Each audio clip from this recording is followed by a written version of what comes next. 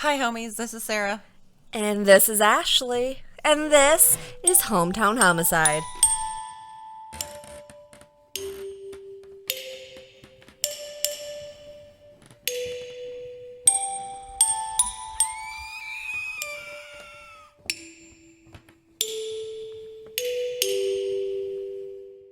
So, hi. I hope everyone had a good Easter. Yes.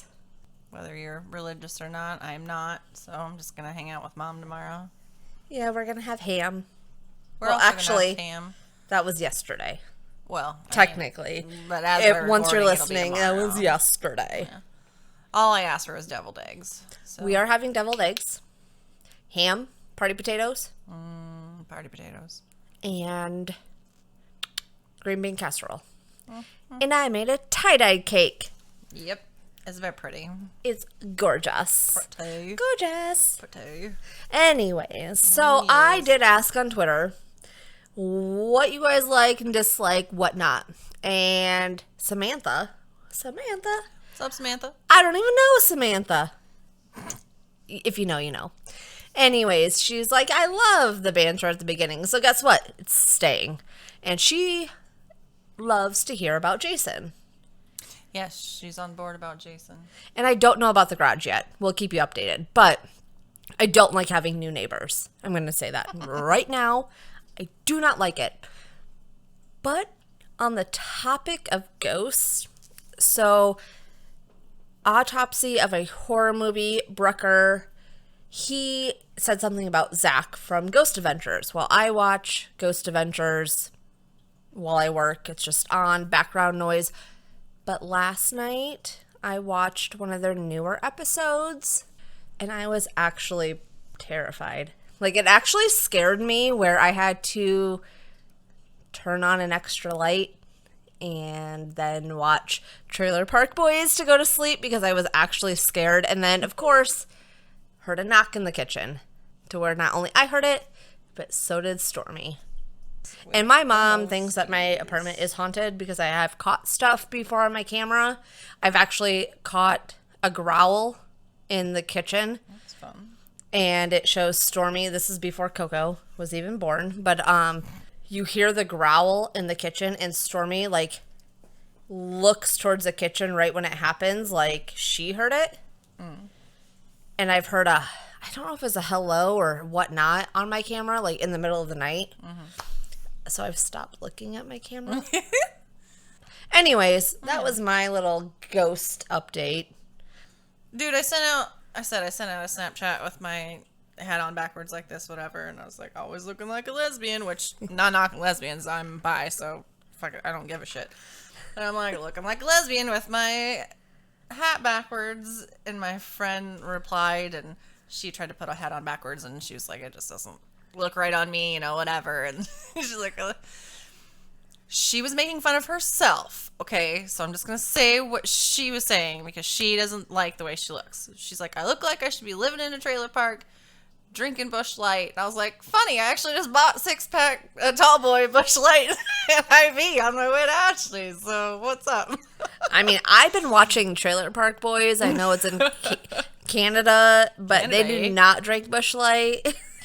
No, they don't. They love their hash. I've already seen the whole thing, and I've just been rewatching it. Background noise when I work in my office. But speaking of office and working and all that stuff, my laptop took a shit.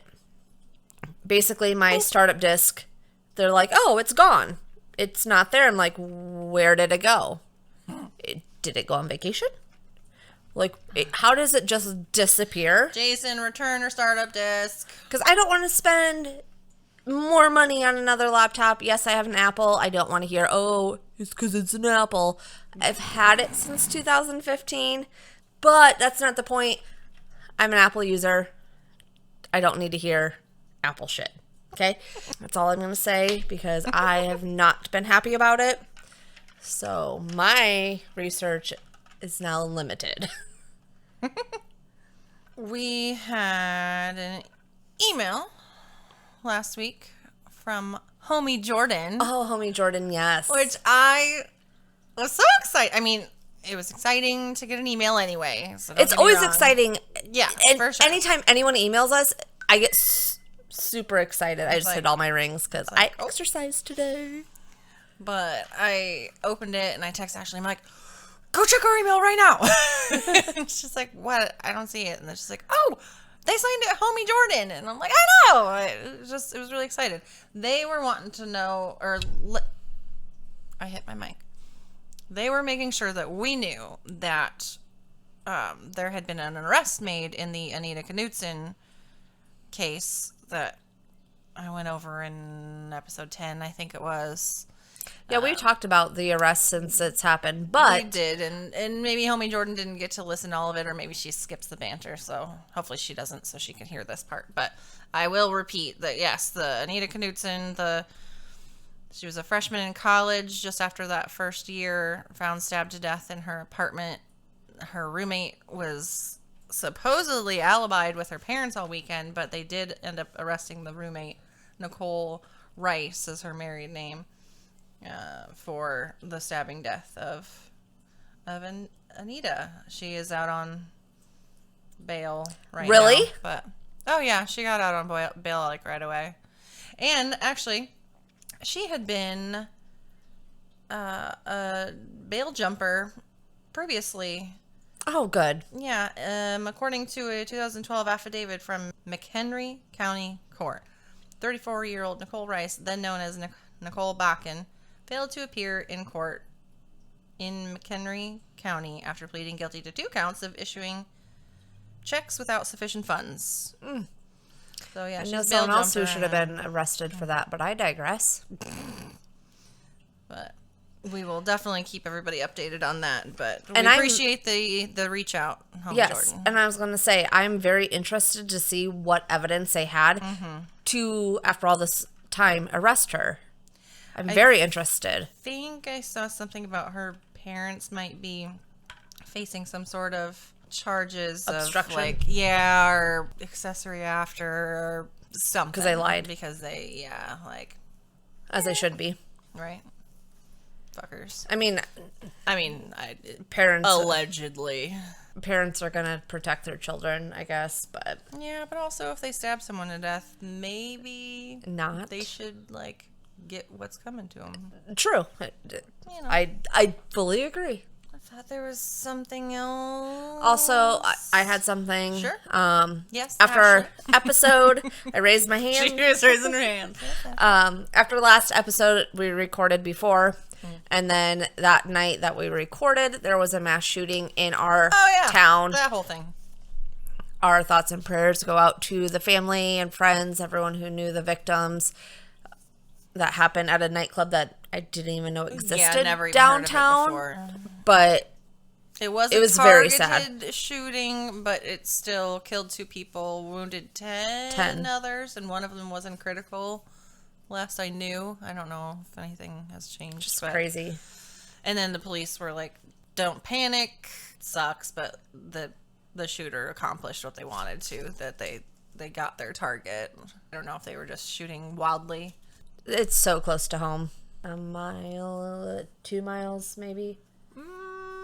Yeah, a mile and a half probably. But Yeah. that's what news I have. And speaking of news, Ashley doesn't know. I mean, we never know what we're in for when we come in here for our recording sesh. I decided that. Is this news to me as well? I mean, yes. Okay. This Cool. is. I've mentioned it before that I kind of wanted to do. Did you write a book? No, Okay. I'm not as cool as Elena. I was just in general. No. I mentioned before that I wanted to maybe do some episodes covering bizarre news, like bizarre shit, like crazy extreme stuff. So that's what I went with this week. Okay. We got a new schedule at work, so I'm working a 10-hour day, a half day, a 12-hour day, and then a normal day on Saturday. So I was all over the place trying to get used to some of that and whatnot. And I was like, I'm going to gather some bizarre news is what I'm going to call it. So, I've been reading a lot of that lately, to be honest. and it won't be necessarily all brand new news, but stories from, around the area. I'm probably going to come up with some sort of like like music to put in and be like, and this is bizarre news from the Midwest. Because I'm a fucking loser. Please do. And I'm just going to read some of these very short, whatever, and we can laugh and discuss. Not all of them are laugh-worthy, I suppose, but... Ooh, and I decided I was going to make you guess what state these are from.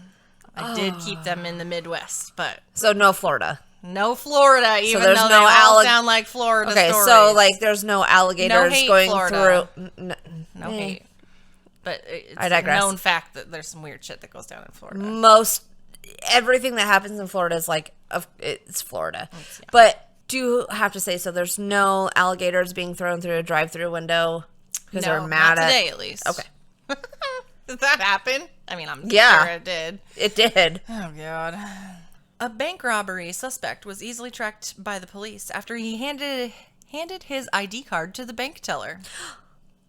On Monday, June 4th, and this was back in 2018, 51 at the time year-old bank robbery suspect David William Menser walked into a bank in blank, handed a bank teller a note stating he was armed and needed money.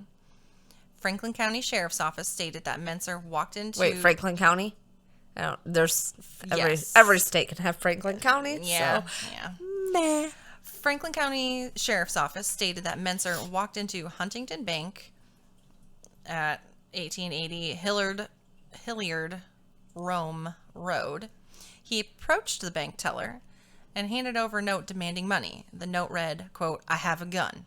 The teller handed Menser a stack of cash, including a die pack. Menser returned the die pack and placed it on the counter. Like, nope, not yeah, taking like, nah, that. I don't want that part, thank you. So he was smart enough to know it was a die pack. Yes. But Menser, who was not satisfied with the stack of cash received, he demanded more money from the electronic cash recycle machine. The teller told Menser that the machine required an ID card to withdraw money. The suspect handed over his driver's license.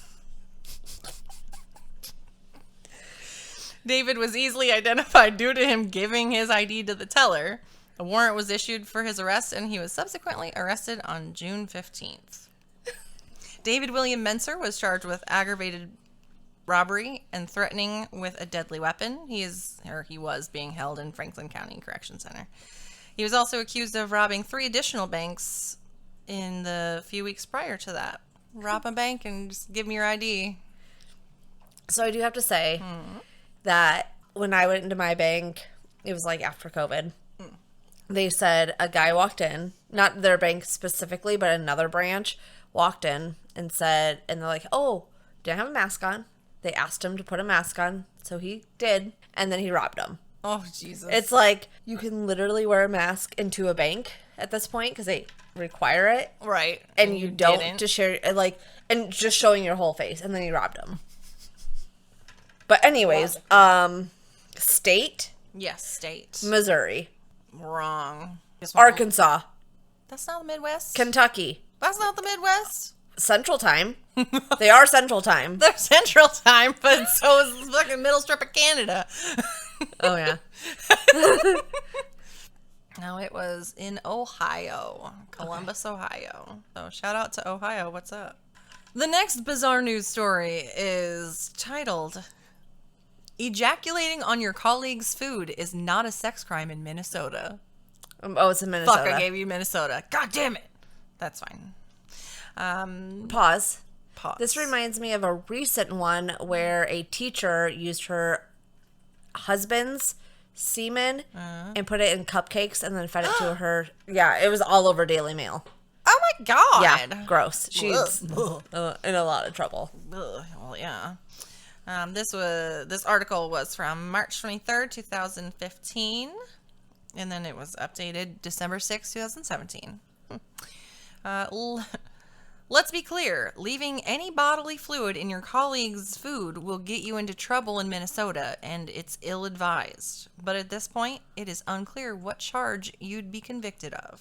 To that end, a man was just cleared of sex charges after admitting that he ejaculated into his coworker's coffee Ew. and on her desk at work. A judge found that John Robert Lind's creepy behavior didn't qualify as criminal sexual conduct, even though his victim drank the tainted coffee. Okay. Pause. Wouldn't you see that in coffee? I don't Like, know. I don't know. I don't want to think about it, really. I don't want to even speculate on no. Mm-mm. Maybe it sank. That's kind of what I thought, and I was like, I don't even want to. I don't know. Anyways, continue. At least at this time in 2015, Minnesota law doesn't cover indirect bodily fluid contact. In other words, Lynn's By the way, some of the wording and like the writing of these articles is fucking Because they're not proofread. gold. No, I mean the way that they. Okay. Got it. in other words, Lynn's non-dairy creamer doesn't qualify as criminal sexual conduct because he didn't ejaculate directly onto his victim. Oh my god. It's not My god. Funny. But yeah, I read it like non-dairy creamer. I'm like, zing. Bazinga.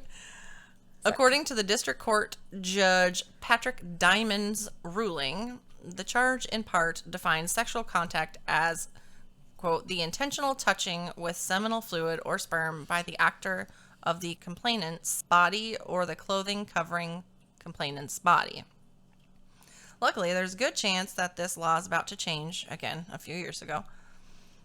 Minnesota Bill 889, proposed by Representative Deborah Hillstrom, would make, quote, adulteration by bodily fluid a misdemeanor, and then you tack on a felony if a person ingests the adulterated substance, and force felony convicts to register as sex offenders. And then the next sentence, after Lind got off easy, he was recharged with indecent exposure, but it remains to be seen whether he'll be convicted on any charges. So, I have a question. Okay. So, you just pulled it out at work? Apparently. And just whacked it right there. I am very thankful I work from home. Because if that happens here, then we really have an issue. Like, there's a real problem if that ends up on my desk. Because that means someone is in my apartment. Ghost semen. Ew. I mean, Ectoplasm. Semen. Is this ASMR? Jizz. All right, this one I will remember to leave out the state because it was in the headline of the other one, and I'm an asshole. Police find suspect hiding in an oven. This is Florida. It's not Florida. April 9th, 2016. A wanted woman hides from the police inside her modified oven, but gets caught, obviously. Clearly. Gabrielle Looper, 25, from blank, had a warrant for her arrest due to probation violations. The police began a raid on her mobile home on March 31st after receiving a search warrant. Immediately on entry to her mobile home, the officers were attacked by Gabrielle's dog, who bit one officer on the hand, and the dog was subdued with the use of a fire extinguisher, which is Weird? No. That's not the word I want. Ingenious. It was an ingenious way to subdue the dog. That the fuck. Yeah, I was struggle busting hardcore. I'm only on a second beer, so it's not that. But yeah, an ingenious way of subduing the dog. When conducting the raid, they searched her home and found Joseph Crawford, who was arrested and charged with interfering with official acts. I fucking no idea who that was. Boyfriend, friend, rando. No idea. One oddity that the deputies noticed is that Gabrielle Looper's home had two ovens in the kitchen. Whilst walking past one of the ovens, one of the officers saw some movement in the oven. He opened the door. The officer was startled, seeing Ms. Looper hiding inside the small space. The oven had been modified with the bottom cut out so she could hide herself and other people, it says, away from the law.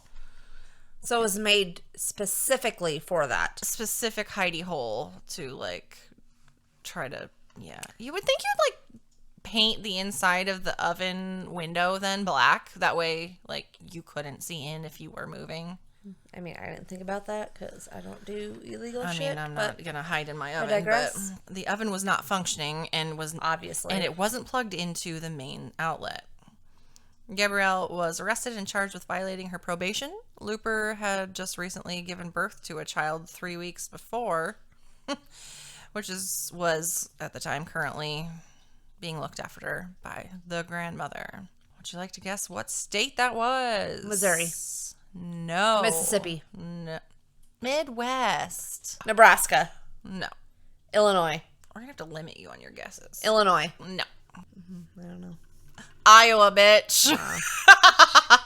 Guthrie Center. Central Iowa, right? I couldn't tell you, honestly. I've seen it on a sign before, but that's it.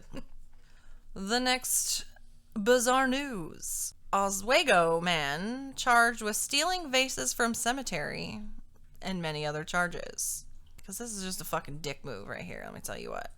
Over 100 bronze vases, or vases, used to display flowers were stolen from a cemetery in Kendall County.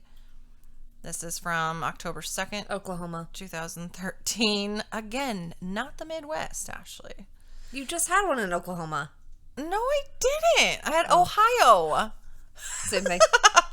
An Oswego man and a Sugar Grove man have been charged on multiple counts following the theft of bronze vases from a Kendall County cemetery.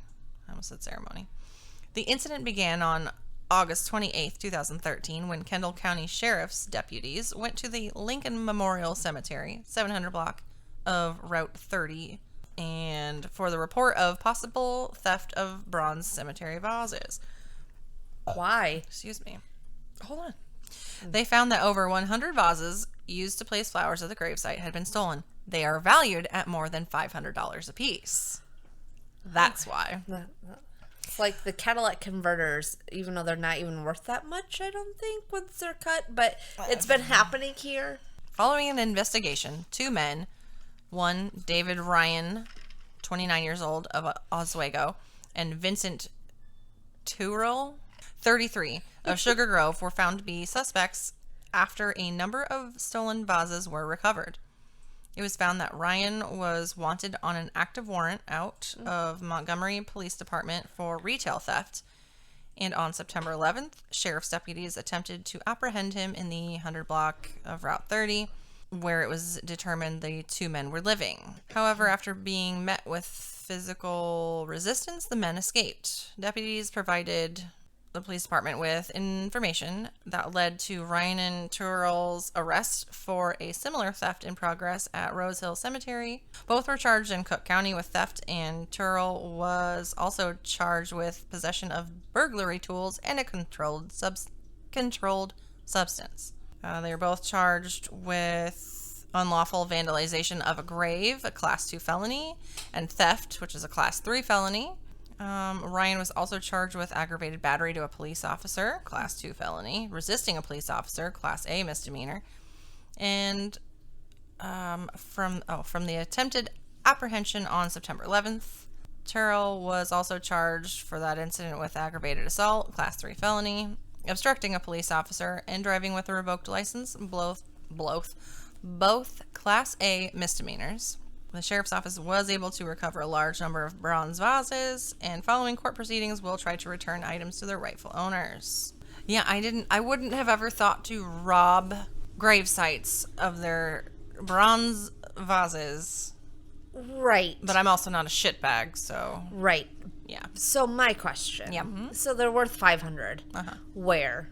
Because apparently they still have them in their possession, so they didn't actually sell them. I think there was another article I had pulled up about this particular thievery. Oh, maybe it was the other guy.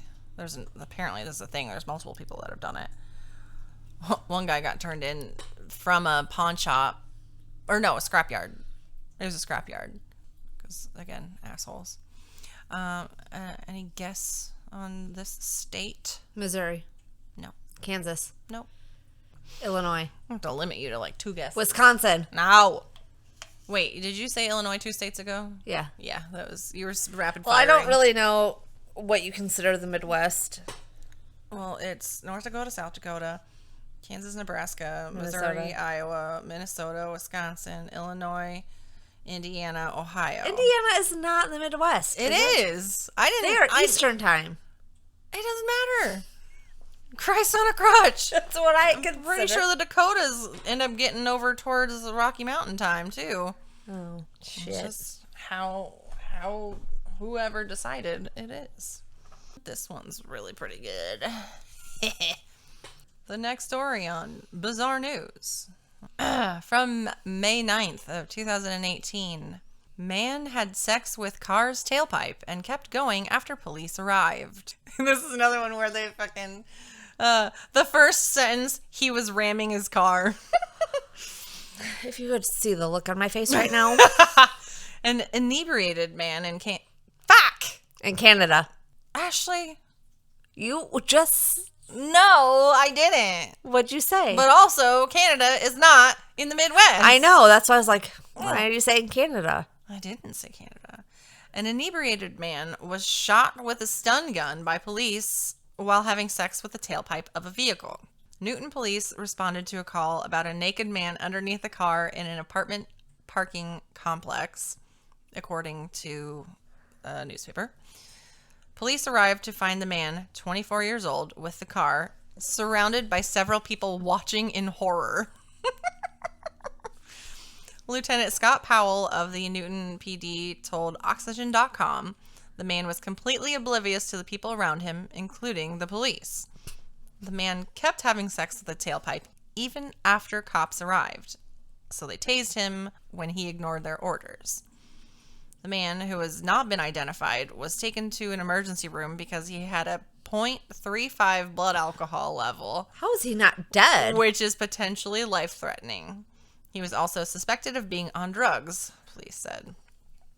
Shocker. Police wrote a recommendation that the man face misdemeanor charges for lewd and lascivious behavior. But Lieutenant Powell told Oxygen.com the man has not been formally charged and was not arrested either.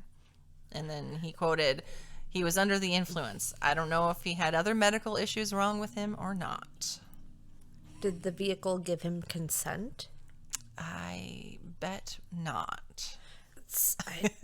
I don't have any words. I don't know what else to say. That has to be Florida. I know it's not in the Midwest, but... No, it was Kansas. I wonder how much that would have sold on, like, Pornhub. I'm sure people had their phones out. I'm like, at that point, like... Sure. You're not going to believe this, guys. Right. You won't believe me, so here's the video. It is out. Yes.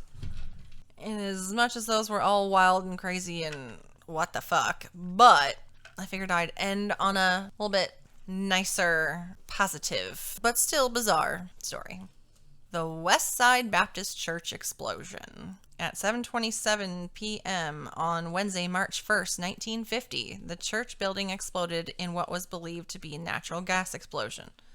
The explosion should have resulted in serious injury and or fatality to the 15 members of the church choir, who normally met at 7:25 p.m. on Wednesdays for practice. However, by bizarre coincidence, no one was in the building when it exploded. Every one of the 15 members were late for one reason or another. And the pastor was normally very adamant that no one was late. Mm-hmm. But even he himself, who actually lit the furnace that exploded, lit it obviously prior, but had returned home for the time being. He and his wife and daughter were late as the daughter's dress was soiled and the wife was ironing another. One choir member, a high school sophomore, was late due to problems with her geometry homework. 2 members that were sisters were late as their car would not start, and their alternate ride was the member with the geometry problem.